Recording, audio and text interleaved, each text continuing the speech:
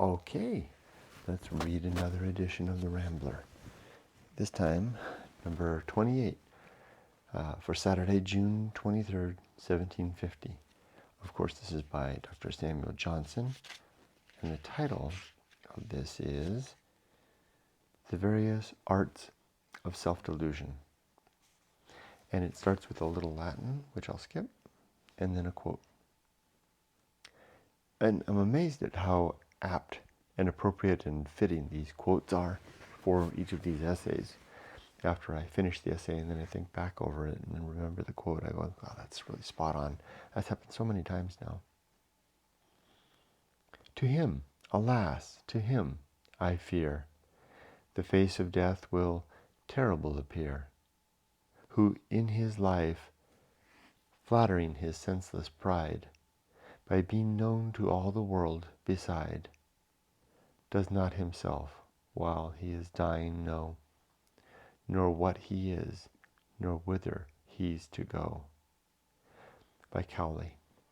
Now I was taken ambush just a bit because I literally remember this little line from another author, by being known to all the world beside. Oh, it's Sarah Kimball Knight in her poem about the moon. O fair Cynthia, all homage that I may, unto a creature unto thee I pay. In lonesome wood, to meet so kind a guide, to me's more worth than all the world beside. Same thing.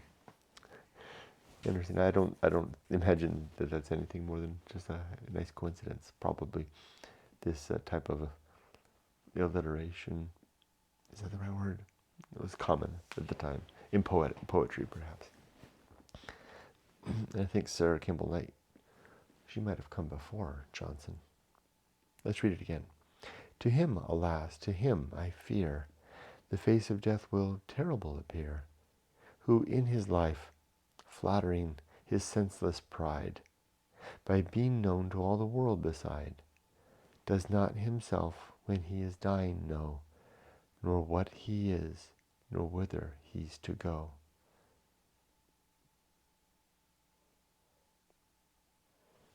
So he's talking about someone who's famous, well known everywhere, everyone knows him, but he doesn't know himself nor where he's going to go after death.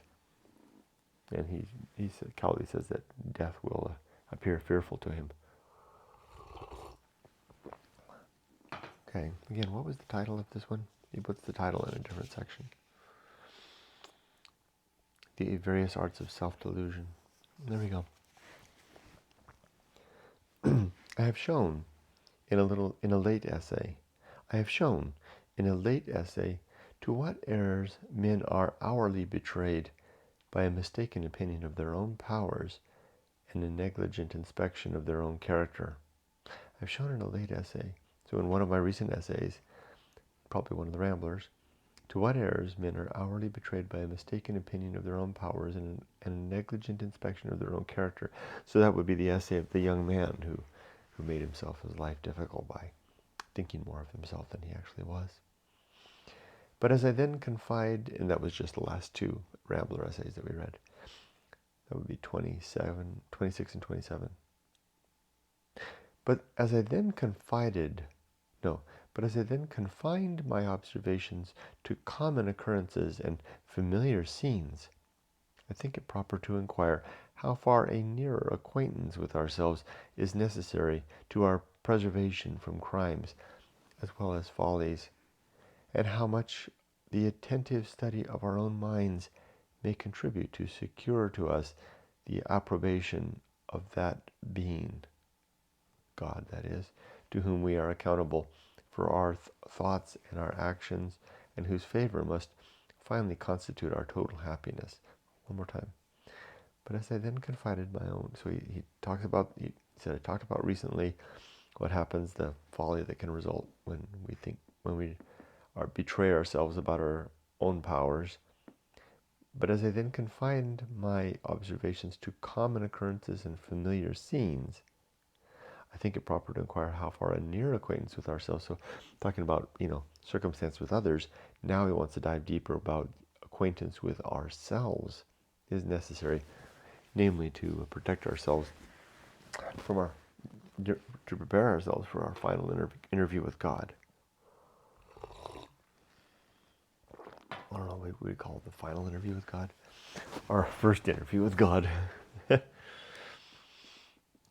If it be reasonable to estimate the total difficulty of any enterprise by frequent miscarriages, it may justly be concluded that it is not easy for a man to know himself, for wheresoever we turn our view, we shall find almost all with whom we converse, so nearly as to judge of their sentiments, indulging more favorable conception of their own virtue than they have been able to impress upon others, and congratulate themselves upon degrees of excellence which their fondest admirers cannot allow them to have attained. So he says, if it may be reasonable to estimate the difficulty of enterprise by frequent miscarriages, so if we see something happen that seems to be difficult to do because people often fail at trying, it may justly be concluded that it is not easy for any man to know himself.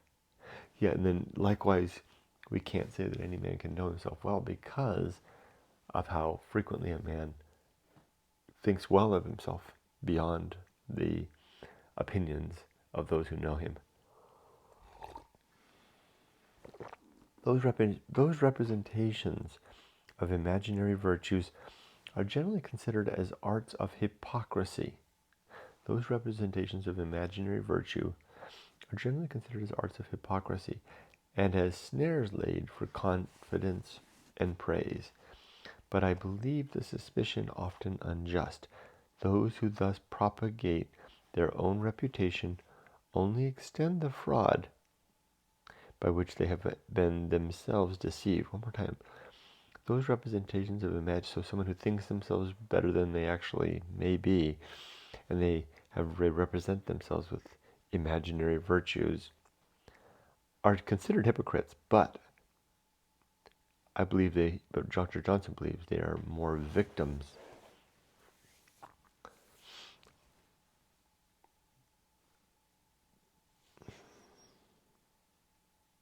Because these people are only, as he says, extending the fraud by which they have been themselves deceived. So they're victims of maybe the way they were raised and taught.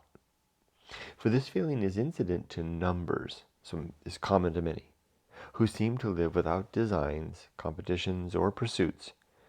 It appears on occasions which promises no accession of honor or of profit, and to persons from whom very little is to be hoped or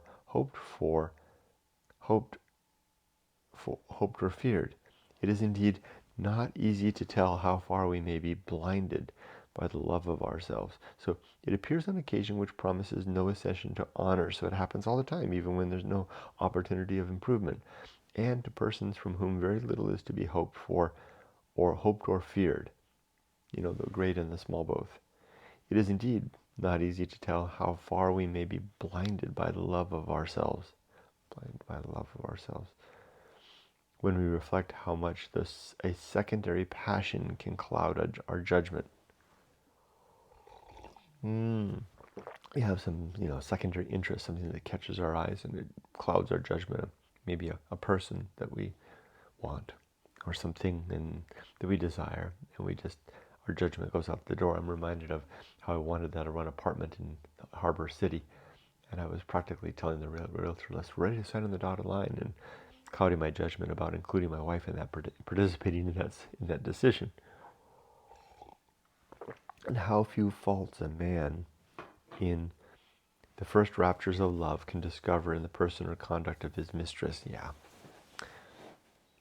To lay open all the sources from which error flows in upon him who contemplates his own character, to lay open all the sources from which error flows in upon him who contemplates his own character, would require more exact knowledge of the human heart than perhaps the most acute and laborious observers have acquired. And since falsehood may be diversified without end, it is not unlikely that every man admits an imposture, in some respect peculiar to himself, as his views have been accidentally directed or his ideas particularly combined. So no man can really have a clear view of himself given the various and sundry ways in which they can see themselves incorrectly. Some fallacies, however, there are more frequent, more some fallacies, however, there are more frequently insidious, which it may perhaps not be useless to detect, because though they are gross, as in many, I think, not yucky, they may be fatal, and because nothing but attention is necessary to detect them. So even though there's lots of small things we may have wrong about them ourselves, there's some bad ones that can be very bad or even fatal. One sophism by which men persuade themselves that they have those virtues which they really want is formed by the substitution of single acts for habits.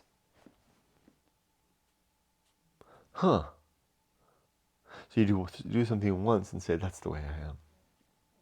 A miser who once relieved a friend from the danger of a prison suffers his imagination to dwell forever upon his own heroic generosity.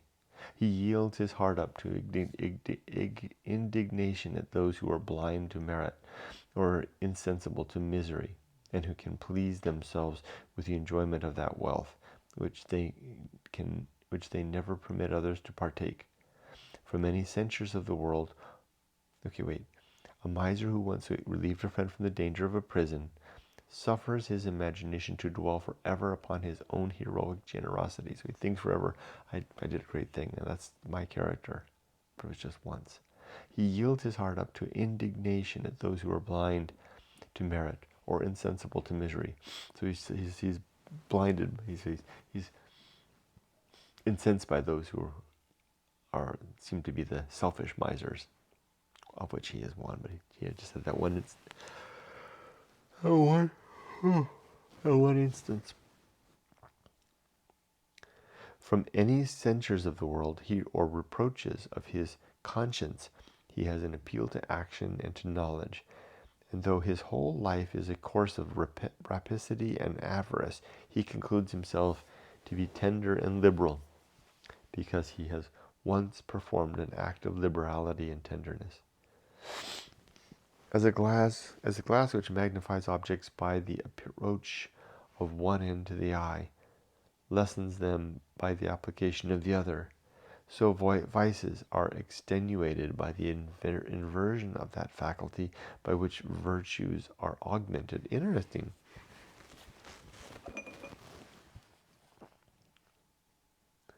Vices are extenuated by the inversion of that fallacy by which virtues are augmented. Interesting. Those faults which we cannot conceal from our own notice are considered, however frequent, not as habitual corruptions. Those faults which we cannot conceal from our own notice, so stuff that we can't help but notice we do that's bad, are considered, however frequent, not as habitual corruptions or settled practices, but as casual failures and single lapses. A man who has from year to year set his country to sail, either for the gratification of his ambition or resentment, confesses that the heat of party now and then betrays the severest virtue to measures that cannot be seriously defeated. What? A man who has from year to year set his country to sail, either for the gratification of his ambition or resentment, confesses that the heat of party now and then betrays the severest virtue to measure that cannot be seriously defended. I cannot understand that. One more time from the one before it. Those faults which we cannot conceal from our own notice are considered, however frequent, not as habitual corruptions or settled practices, but as casual failures and single lapses. A man who has from year to year set his country to sail. What does that mean? Set his country to sail. It was like trader. either for the gratification of his ambition or resentment. I think that's it. Someone who's like, kind of a traitor, and so that they can get ahead or, to spite somebody. Confesses that the heat of party now and then betrays the severest virtue to measures that cannot be seriously defeated. I don't get that last part. Sorry. Hope you do. He that spends his days and nights in riot and debauchery owns that his passions oftentimes overpower his resolutions. Yeah. But each comforts himself that his faults are not without precedent, for the best and the wisest men have given way to the violence of sudden temptations. I see. So yeah, I may be weak and bad in some ways, but that's the way of human nature. That's what you tell yourself. There are men who always confound the praise of goodness with the practice. They consider the praise of goodness with the practice. So they're thinking because they're praising good, they're doing good, or they are good. And who believe themselves mild and moderate, charitable and faithful, because they have exerted their eloquence in commendation of mildness, fidelity, and other virtues. This is an error almost universal among those that converse much with dependents, with such whose fear or interest disposes them to a seeming reverence for any declamation, however enthusiastic, and submission to any boast, however arrogant. What? This isn't so. So those who confuse talking about virtue with virtue itself, and they say this is an error almost universal among those that converse with much dependence. So you're talking about people who are dependent on you. You might say things that are charitable and think that you are being charitable, with such whose fear or interest disposes them to a seeming reverence for any declamation. So you're dealing with people who are such a desperate state that any type of a nice thing that's said to them, they kind of reverence that and they give that lots of credence. With such fear who live with depends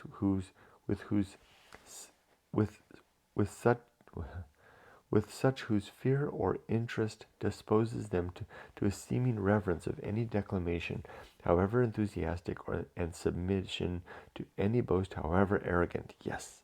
So that's why you wind up, the person that's the patron of these people winds up thinking so well of themselves, because even if they're not being benevolent, they're being treated as though they're benevolent because of the potential they have to relieve these people of their suffering. Having none to recall their attention to their lives, they rate themselves by the goodness of their opinions and forget how much more easily men may allow their virtue in their talk than in their actions. Got it. The tribe is likewise very numerous of those who regulate their lives not by the standard of religion, but the measure of other men's virtue, who lull their own remorse with the remembrance of crimes more atrocious than their own, and seem to believe that they are not bad while others can be found worse. So that's another group that kind of gets by. They live their regular lives not by the standard of religion, but by the measure of other men's virtues, realizing I may be bad, but there are others who are far worse. So there. For escaping these and 1,000 other deceits, many expedients have been proposed. Some have recommended the frequent consultation of a wise friend, admitted to intimacy and encouraged to sincerity. But this appears a remedy by no means adapted to general use. So, some recommend a frequent consultation of a wise friend. Okay. But this appears a remedy by no means adapted to general use. For in order to secure the virtue of one, it presupposes more virtue in two than will generally be found. In the first, such a desire. So in order to secure the virtue of one, it presumes more virtue. But this appears a remedy by no means adapted to general use. For in order to secure the virtue of one, it presumes more virtue in two than will generally be found. What? Huh? In the first, such a desire of rectitude and amendment as may incline him to hear his own accusation from the mouth of him whom he esteems, and by whom therefore he will always hope that his faults are not discovered. And in the second, such zeal and honesty as will make him content for his friend's advantage to lose his kindness. What? In the first, such a desire of rectitude and amendment as may incline him to hear his own accusation from the mouth of him whom he esteems, and by whom therefore he will always hope that his faults are not discovered. And in the second, such zeal and honesty as will make him content for his friend's advantage to lose his kindness.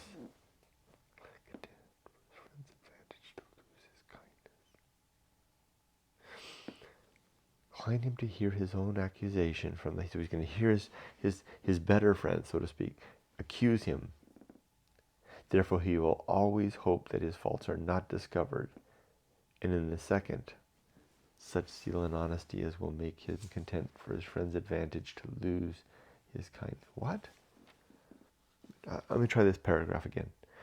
For escaping these and 1,000 other deceits, so how do men find ways to escape deceiving themselves as such? 1,000 expedients have been proposed. Some have recommended the frequent consultation of a wise friend. So if you know somebody who's wise, maybe you regard them as more virtuous than yourself, although he didn't say that. Admitted to intimacy and encouraged to sincerity. So you're getting closer, having drinks, and so tell me about my faults. But this appears a remedy by no means adapted to general use, for in order to secure the virtue of one, it presupposes more virtue in two than will generally be found. So you don't have any more virtue between the two of you than you did going into it necessarily as an individual. It's the sum of the virtues, right? In the first, such a desire of rectitude and amendment as may incline him to hear his own accusation from the mouth of him. In the first, such a desire of rectitude and amendment. First, I'm not sure I understand the meaning of the word rectitude. An amendment, so change, fixing. Such a desire of correction and fixing as may incline him to hear his own accusation from the mouth of whom he esteems. Yes, now I get it. I want to be better, so I'm ready to hear the accusation from someone I respect. And by whom, therefore, he will always hope that his faults are not discovered. But you're hoping that he won't see his faults anyway. And then you can say, I have a clear conscience because someone whom I trusted and I brought close and I asked to tell me about my faults didn't bring it up. And in the second, such zeal and honesty as will make him content for his friend's advantage to lose his kindness. In the second, such zeal and honesty as will make him content for his friend's advantage to lose his kindness. I don't get that last part. I'm going to give up that part. A long life, here's another one, new paragraph. A long life may be passed without finding a friend in whose understanding and virtue we can equally confide, and whose opinion we can value at once for its justness and sincerity. A weak man, however honest, is not qualified to judge. A weak man, however honest, is not qualified to judge.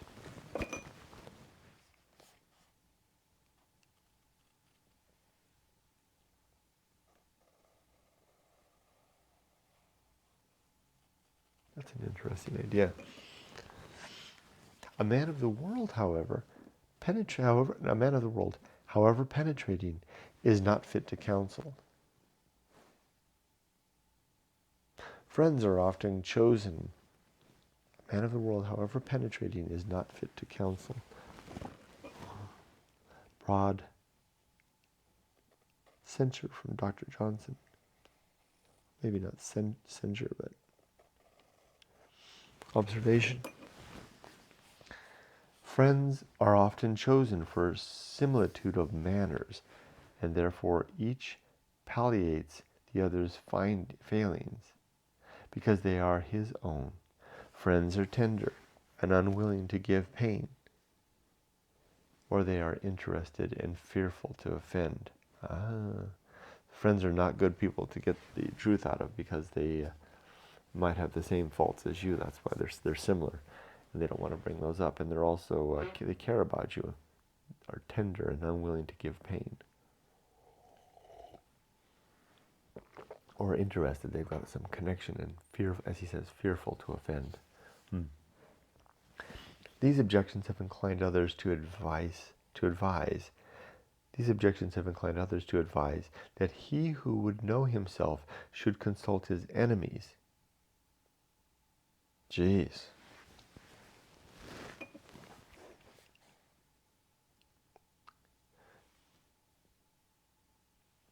Remember the reproaches that are vented to his face, and listen for the censures that are uttered in private. Wow. That's quotable. He who would know himself should consult his enemies. Remember the reproaches that are vented to his face, and listen for the censures that are uttered in private. Whew. That's some strong medicine right there, Dr. Johnson.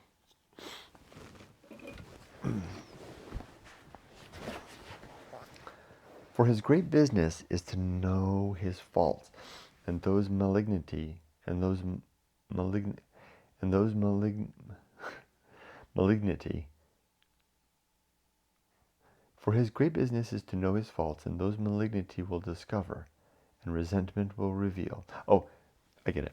For his great business is to know his faults, and those malignity will discover. For his great business is to know his faults, and those malignity will discover, and resentment will reveal.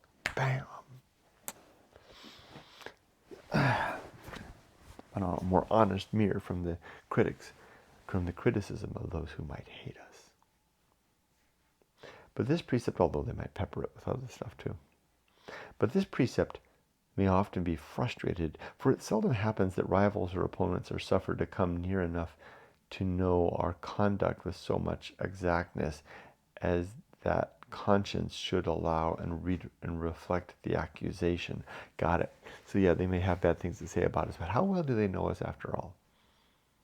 The charge of an enemy is often totally false. Yeah, they just make something up. And commonly so mingled with falsehood that the mind takes advantage from the failure of one part to discredit the rest, and never suffers any disturbance afterwards from such partial reports. Oh, I get it. So it is a good quote.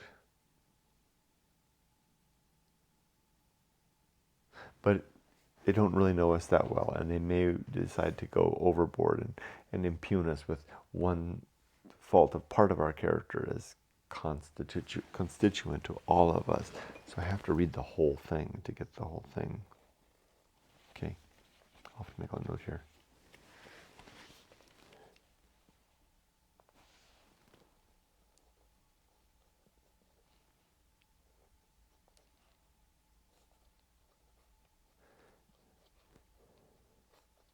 So I made a note here to read all the paragraphs, because if you just read that one quote, it might come away. So maybe it's not quotable because it's not within the context of the larger thing that Johnson was pointing out, I think.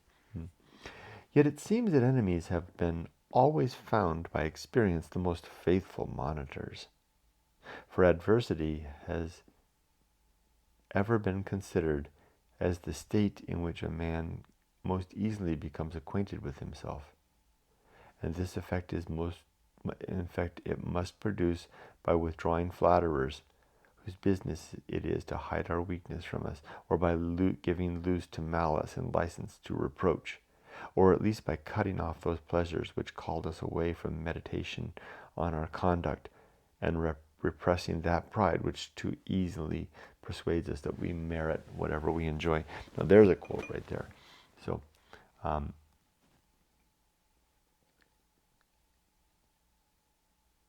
monitors. Adversity has ever been considered as the state in which a man most easily becomes acquainted with himself. Yes.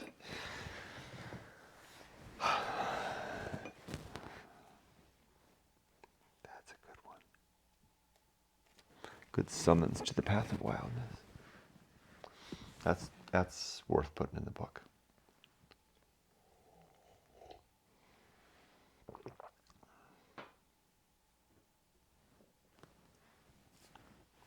Read this whole paragraph again. Yet it seems that enemies have been always found by experience the most faithful monitors, for adversity has ever been considered as the state in which a man most easily becomes acquainted with himself, and this effect it must produce by withdrawing flatterers, whose business it is to hide our weaknesses from us, or by giving loose to malice and license to reproach, or at least by cutting off those pleasures which called us away from meditation on our conduct, and repressing that pride which too easily persuades us that we merit whatever we enjoy. Bam! The whole paragraph. That's good stuff. The genius of Dr. Johnson. Part of these benefits it is in every man's power to procure to himself by assigning proper proportions of his life to the examination of the rest. Part of these benefits, it is in every man's power to procure to himself by assigning proper portions of his life to the examination of the rest, and by putting himself frequently in such a situation by retirement and abstraction as may weaken the influence of external objects. By this practice he may obtain the solitude of adversity without its melancholy, its instructions without its censures, and its sensibility without its perturbations. What? Let's do this whole paragraph again. Part of these benefits it is in every man's power to procure to himself by assigning proper portions of his life to the examination of the rest, and by putting himself frequently in such a situation by retirement and abstraction, by getting away and thinking, as may weaken the influence of external objects. So that, yes, this is what going alone is all about. By objects. By this practice he may obtain the solitude of adversity without its melancholy, its instructions without its censures, and its sensibility without its perturbations.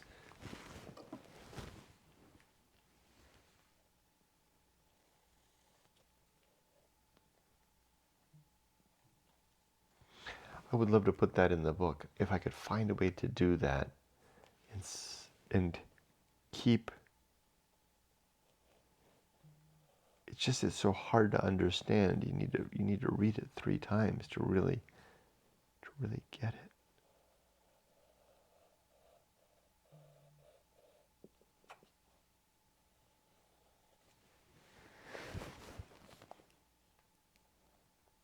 I'm just going to put a little note here.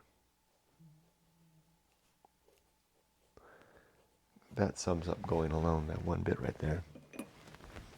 Because being able to, he's talking about being able to have, experience a state of kind of a withdrawal into a situation where you're no longer being solicited or patronized or flattered, and you have to look at yourself in the world openly and honestly, but doing it in such a way without, as he called it, the melancholy, without its melancholy of being suffering the criticism and the rejection of humans. So there's other ways to do that. That's exactly what going alone is about. Gotta find a way to use this little nugget right here.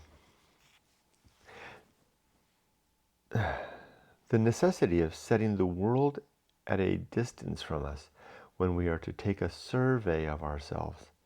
The necessity of setting the world at a distance from us when we are to take a survey of ourselves has set many from high stations to the severity of a monastic life, and indeed every man deeply engaged in business, if all regard to another state be not extinguished, must have the conviction, though perhaps not the resolution, of Valdesso, who, when he solicited Charles V to dismiss him, being asked whether he retired upon disgust, answered that he laid down his commission for no other reason but because there ought to be some time for sober reflection between the life of the soldier and his death. Wow.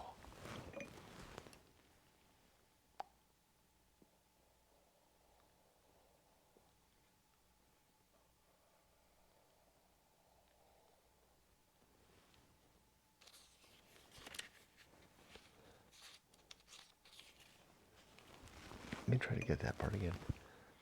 The necessity of setting the world at a distance from us when we are to take a survey of ourselves. So you have to get away to look at it, like going to the desert, has sent many from high stations to the severities of a monastic life. I'm thinking of the Desert Fathers, right? Or I'm thinking of, he's triggering that thought. And indeed, every man deeply engaged in business, if all regard to another state has been not extinguished,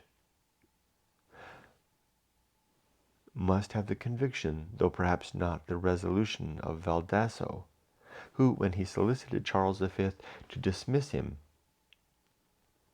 so he's asking, I guess he's a soldier general or something like that, asking the king to let him go, being asked whether he retired upon disgust. So the king says, "Are you leaving? Are you upset? Are you something? What's wrong?" Answered that he laid down his commission for no other reason but because there ought to be some time for sober reflection between the life of a soldier and his death. Powerful. Jeez Louise. There are few conditions which, let me put a little star next to that too. I'm going to share that one.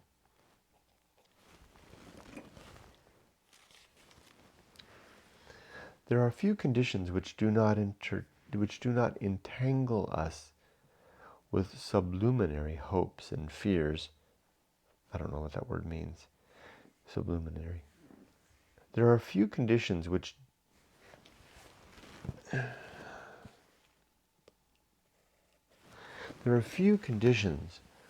do not entangle us with sublunary hopes and fears, from which it is necessary to be at intervals disencumbered, that we may place ourselves in His presence, who views effects in their causes and actions in their motives, that we may, as Chillingsworth expresses it, consider things as if they were no other beings in the world but God and ourselves, or, to use language yet more awful, may commune with our own hearts and be still.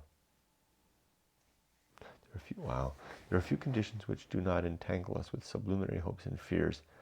Which do not entangle us with sublunary. So it must be like godlike hopes or God-fearing hopes, from which it is necessary to be at intervals disencumbered. So you have to be disencumbered from these things to get away from them, that we may place ourselves so that we can be in the presence of God, who sees us for our causes and our motivations. That we may, as Chillingsworth expresses it, consider things as if there were no other beings in the world but God and ourselves, or, to use language yet more awful, may commune with our own hearts and be still. Another good one.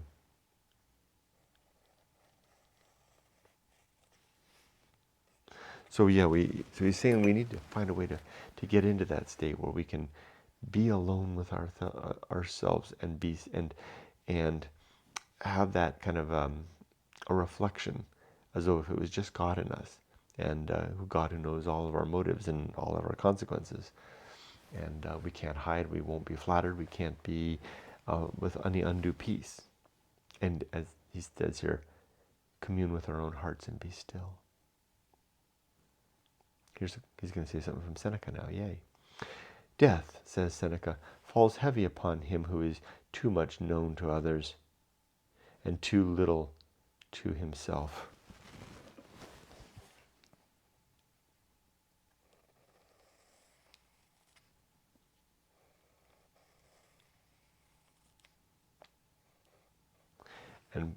And Pontanus, a man celebrated among the early restorers of literature, thought the study of our own hearts of so much importance that he has recommended it from his tomb. And here's some Latin, which I can't read. Oh, here it looks. Oh, here he translates it. I am Pontes, beloved by the powers of.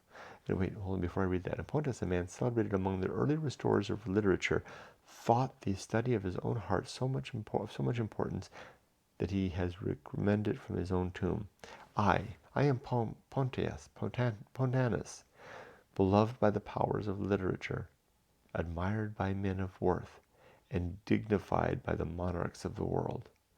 Thou knowest now who I am, or more properly who I was. For thee, stranger, I am in darkness. For thee, stranger, I who am in darkness cannot know thee, but I entreat thee to know thyself. I hope every reader of this paper will consider himself as engaged to the observation of a precept which the wisdom and virtue of all ages have concurred to enforce, a precept dictated by philosophers, inculcated by poets, and ratified by saints, the precept being to know thyself. That's the end of it. I hope everybody did this. So that was all that was about. All of that leading up to the, I thought it was Socrates who said, know thyself, above all things, know thyself. But he says it was somebody else.